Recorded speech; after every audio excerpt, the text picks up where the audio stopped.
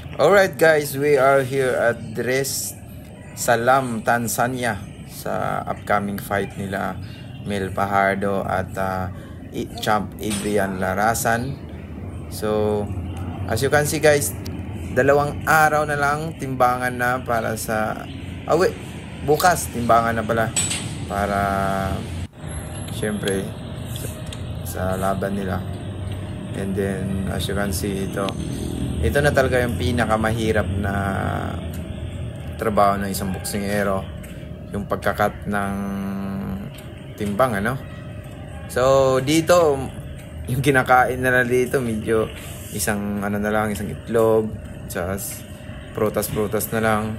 And then bawas na din sa tubig talaga, halos yung tubig mo dito hindi mo na, kumbaga, basa-basa na lang sa dila. Saka almost na sila dito, almost 5 days na sila ditong hindi kumakain talaga ng kasi talagang pigaan na. Ito na yung pinakamahirap, kumbaga, kung tatayo ka, pagka nakaupo ka, tatayo ka, talagang masabi mong nandilim yung paningin mo eh.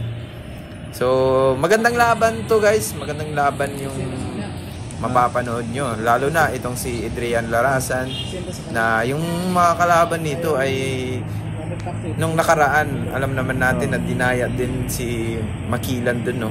So sa gloves pa lang, sa timbangan pa lang, malaki na yung timbang ng kalaban, hindi naman nilakihan yung gloves. So talamak din yung dito, talamak din yung kumbaga dayaan dito, pero hindi natin kasi may mga lakas to eh. Itong si Adrian may lakas din, and then itong si Mel Fajardo. So malalaman nyo na lang yung nito, knockout ratio nito ay may pangpalag talaga, no? So guys, abang-abangan nyo yung laban ng ating dalawang pambato, no, na si Mel Fajardo at si Adrian Larasan sa 26